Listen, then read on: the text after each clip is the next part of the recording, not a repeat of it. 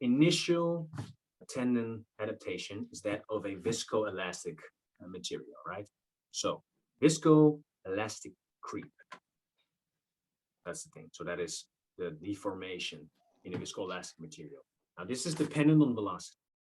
If you have, because you have the elastic components and you have the viscous components, where the friction of the viscous fluid, the friction of the viscous fluid contributes to the stiffness of the tendon when moved fast. So think of surface tension, right?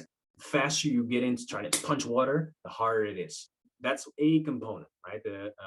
Another component is the fact, this is going back to spring constant potential.